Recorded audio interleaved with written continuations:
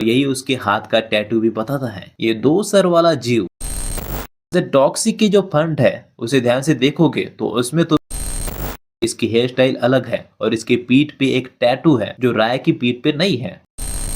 Angel number जिसके बारे में मैंने तुमको बताया था, तो 691 का एक्चुअली में मतलब ओके तो पहले मैं ये क्लियर कर देता हूँ कि ये कोई टीजर नहीं था, बल्कि कई दिनों से मेकर्स टॉक्सिक मूवी की जो कास्ट है उसके इंट्रोडक्शन पोस्टर रिलीज कर रहे थे, लेकिन उन्होंने यश का पोस्टर डालने की जगह एक इंट्रोडक्शन वीडियो डाल दिया और साथ ही में ये भी बताया कि यश का नाम टॉक्सिक में राया होने वाला है। और तुम्हें अगर लगता है कि इस इंट्रोडक्शन वीडियो में प्लॉट को लेकर कुछ भी रिवील नहीं किया गया है तो तुम गलत हो। इसमें कहानी को लेकर कुछ खास नहीं है, लेकिन राया को लेकर बहुत कुछ रिवील करता है, क्योंकि डायरेक्टर गीतू मोहनदास ने एक छोटे से वीडियो में ही राय के कैरेक्टर की पूरी साइकोलॉजी एक्सप्लेन कर रखी है, जिसको कि हम आगे एक्सप्लोर करने वाले हैं। लेकिन उससे पहले जो बाकी की कास्ट है और इस फिल्म की स्टोरी होने वाली है उस पे बात करती है। तो ये स्टोरी गोवा में ड्रग माफिया के ऊपर होने वाली है और पहले मैं सोच रहा था कि राया जो है वो ड्रग माफिया को खत्म करने की जंग लड़ेगा क्योंकि वो हीरो है, लेकिन ये वीडियो देखकर मुझे पता चला कि ऐसा नहीं है। राया बहुत डार्क होने वाला है, शायद इतना कि इंडियन सिनेमा के हीरोज के रूल्स के बहुत बाहर होने वाला है। खैर इस वीडियो के स्टार्ट में हमें हुमा कुरैशी का कैरेक्टर कुछ लोगों के साथ कब्रिस्तान में दिखता है और उसके साथ 3 बच्चे भी दिखते हैं, जिसमें से 2 उसके लग रहे हैं। खैर पोस्टर में हुमा का नाम एलिजाबेथ है और ये पोस्टर उसी कब्रिस्तान का है और देखने से लग रहा है कि मरने वाला या फिर वाली एलिजाबेथ की करीबी नहीं है, कोई रिश्तेदार है, वो भी दूर का। इसी वजह से वो कब्र के पास काफी आराम से चश्मा वश्मा लगा के खड़ी है। लेकिन तभी एक गैंगस्टर अपने बेटे की लाश लेके आता है और सबको बाहर निकाल देता है और यही से अपने हीरो का इंट्रोडक्शन शुरू हो जाता है। अच्छा अभी तक जो स्टोरी हम देख रहे हैं उसके हिसाब से देखे तो एलिजाबेथ इस गैंगस्टर और अपने हीरो के बीच में कोई कनेक्शन नहीं है, लेकिन इतना बड़ा गैंगस्टर जिसके पास हथियार से भरे लोग हैं उसे फिर भी डाउट है कि शायद राया यहाँ पे आएगा, और सोचो वो आता भी है तो वो कितना डेंजरस है यही से पता चलता है। लेकिन आते ही गाड़ी जैसे ही पेड़ को टकराती है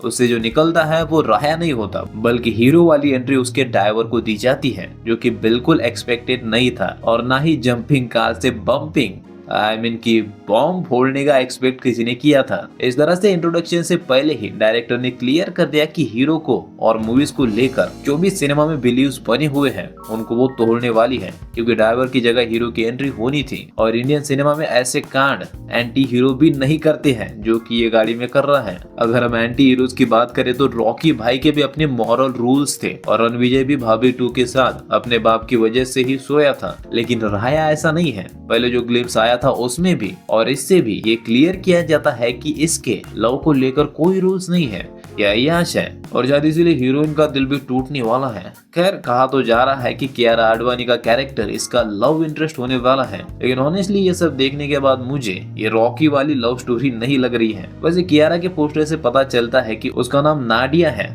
और वो सर्कस में काम करेगी एंड मे बी वहीं पे राया की मुलाकात नाडिया से होने वाली है और ये तो पहले से ही हुस्न का दीवाना है, तो वही से बात आगे बढ़ सकती है। खैर गाड़ी के पेड़ से टकराने के बाद दादा की एंट्री काफी धांसू तो थी ही, पर अगर तुम नंबर प्लेट पे ध्यान दोगे तो इसमें लास्ट का नंबर 691 है, जिसे कि एंजल नंबर के नाम से जाना जाता है। और वैसे तो इसके कई सारे मतलब होते हैं, पर राया को इससे कनेक्ट करते हुए मैंने एक इंटरेस्टिंग थ्योरी बनाई है जो शायद हमें राया का कैरेक्टर आर्क क्या होने वाला है ये समझाएगी। लेकिन उससे पहले राया के बारे में और जानना जरूरी है। वैसे मेटाफोरिकली बॉम्ब फोड़ते वक्त इस चीज का क्या कमाल का इस्तेमाल किया है, जो चीज गाड़ी के अंदर चल रही है वही हमें बाहर टेक्निकली दिखाई जा रही है। और जैसे ही अंदर फाइनल शॉट की बम फूटता है, इधर भी बम फूट जाता है, मतलब कमाल है, समझ रहे हो। लेकिन ये बस गुंडों को मारने के लिए बॉम्ब ब्लास्ट नहीं किया जाता, बल्कि अगर यहाँ पे देखोगे तो उस गैंगस्टर की बेटी की बॉडी के नीचे भी बॉम्ब लगाया होता है और दफनाने से पहले ही राया उसकी चिथड़े कर देता है। और उसके बॉडी के नीचे मतलब कि उस कब्र में अंदर राया ने पहले से ही बॉम्ब लगा के रखा था। और अगर तुम इन सारी चीजों को सही से देखोगे तो पता चलता है कि डायरेक्टर ने सिर्फ ये नहीं दिखाया कि राया कितना पावरफुल है, 100 लोगों को अकेले मारता है, हवा में उड़ाता है, बल्कि ये भी दिखाया है कि वो कितना जीनियस है, क्योंकि उस गैंगस्टर के आने से पहले ही उसने यहाँ बॉम्ब बिछा कर रखे थे। यानी कि उसे पता था कि वो यही आएगा, और उसे ये भी पता था कि स्पेसिफिकली इस कब्र में उसके बेटे को दफनाने वाला है। और इससे ये भी समझ में आता है कि दादा का पेड़ पे गाड़ी टकराना कोई एक्सीडेंट नहीं था, बल्कि जानबूझ के किया गया था। और नो डाउट कि इस बंदे के बेटे को भी राया ने ही मारा होगा, पर इससे वो कितना बड़ा हैवान है ये भी दिखाई देता है। एक इंसान को मारने के बाद उसकी बॉडी को भी दफनाने नहीं दे रहा है। ऑफ कोर्स वो जो मरा है वो भी हरामी ही होगा, लेकिन फिर भी मरने के बाद तो उसे जीने दे, आई मीन की कब्र में रहने दे। तो कहने का मतलब ये है कि ये सिर्फ रॉकी भाई की तरह कहने के लिए मॉन्स्टर नहीं है, बल्कि ये सच में मॉन्स्टर ही है, दरिंदा। इसके कोई रूल्स नहीं है, और यही उसके हाथ का टैटू भी बताता है। ये 2 सर वाला जीव शायद ड्रैगन है, जो फोरशैडो कर रहा है कि राया एक ऐसा प्रेडिटर है जो कभी भागने की नहीं सोचता है, बस शिकार की सोचता है। यानी कि जैसे फूड चेन में बहुत सारे जानवर होती है, लेकिन ईगल कभी किसी से भागता नहीं है, क्योंकि वही सबके ऊपर है। तो टॉक्सिक की गैंगस्टर चेन में कई सारे जानवर आई मीन गैंगस्टर होंगे, लेकिन राया ईगल की तरह होगा। और ये इन्फिनाइट वाला सिंबल तो सबने पहचान ही लिया होगा, लेकिन यहाँ पे इसका मीनिंग भी सिचुएशन के हिसाब से बदल जाता है। इन्फिनाइट का मतलब यहाँ पे इमोरलिटी जैसी कोई चीज नहीं है, बल्कि इसका मतलब है टॉक्सिक की फेरी टेल की दुनिया इन्फिनाइट लूप है जो कभी खत्म नहीं होगा। और इसका राया के हाथ पे गुंदा होने का मतलब है उसने इस दुनिया को एक्सेप्ट कर लिया है, और ना सिर्फ एक्सेप्ट किया है, बल्कि वो इस जंगल का सबसे बड़ा शिकारी खुद को मानता है। और उसकी ये सोच उसे वैसे ही बहुत डेंजरस और ब्रूटल बना देती है,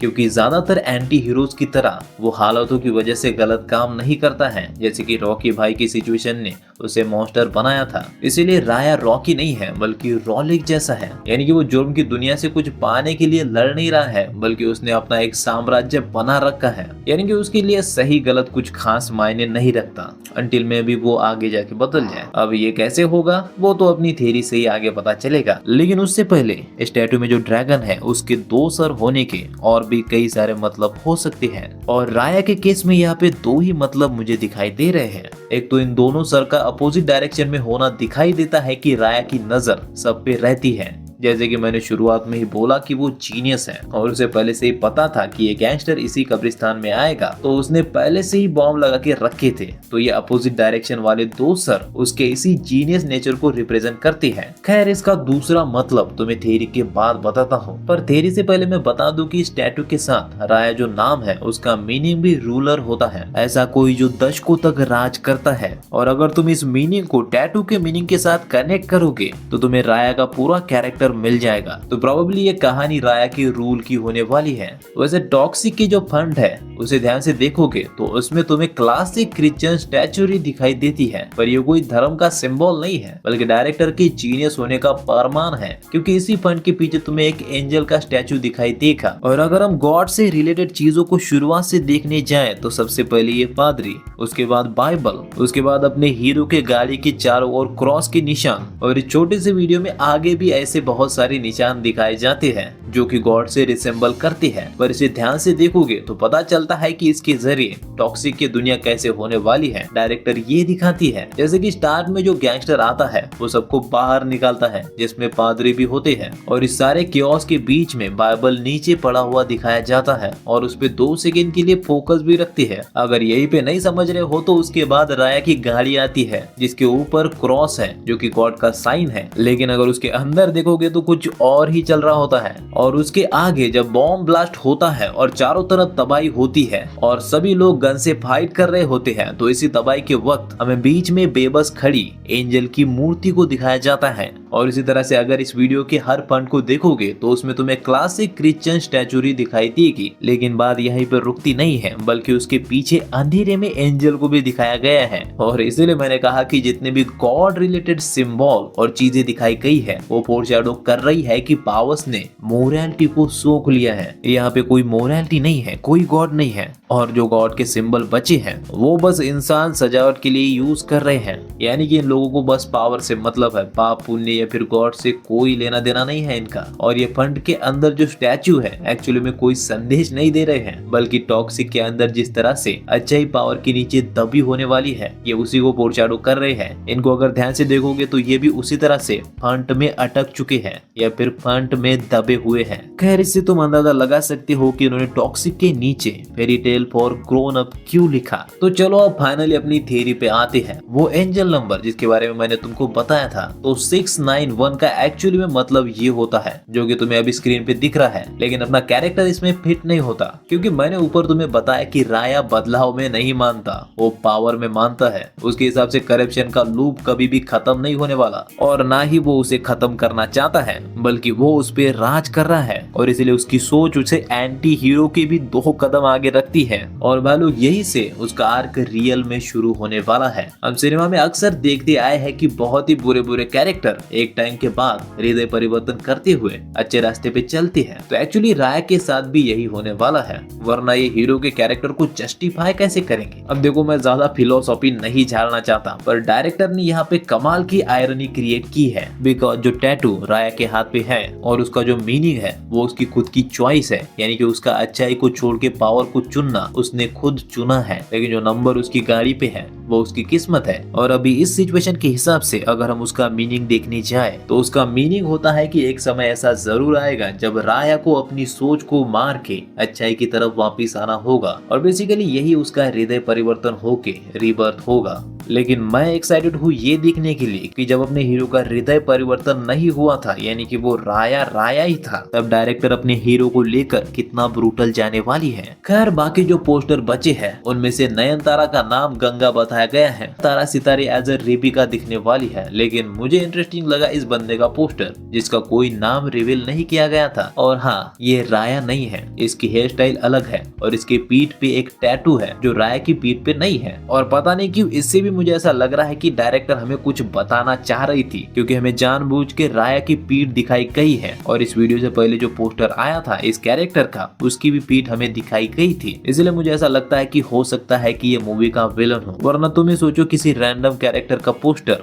मेकर्स की भी रिलीज करेंगे। तो बेसिकली ये मूवी का विलन हो सकता है जिसको मेकर्स सीक्रेट रखना चाहती है। शायद ट्रेलर और टीजर में ही पता चलेगा कि ये कौन है। वैसे यार इतने से वीडियो में हीरो और टॉक्सिक के वर्ल्ड के बारे में इतनी सारी बातें बताने के लिए डायरेक्टर को मानना पड़ेगा। अभी मेरे को स्टोरी पे फुल भरोसा तो है और एक्साइटेड तो मैं पहले से ही था। बस ये जो इंट्रोडक्शन क्लिप्स है इसमें कई जगह पे वीएफएक्स इनकंसिस्टेंसी दिखाई देती है, और उसके साथ में ये एक्शन भी प्रशांत नील वाली याद दिला रहा है। ये बुरा नहीं है, पर इतने साल रुकने के बाद ऑनेस्टली मैं एक्सपेक्ट ज्यादा ही कर रहा था। अब इतना वाइल्ड और ब्रूटल जा ही रहे हो तो एक्शन भी थोड़ा ग्राउंडेड रखना चाहिए था, ऐसा मुझे पर्सनली लगता है, क्योंकि यश से उम्मीदें इस बार बहुत ज्यादा है। खैर देखते हैं क्या होता है। अभी तो टीजर और ट्रेलर भी बाकी है, लेकिन तब तक के लिए वीडियो को लाइक शेयर और सब्सक्राइब कर दो। चलो फिर मैं मिलता हूँ अगले वीडियो में।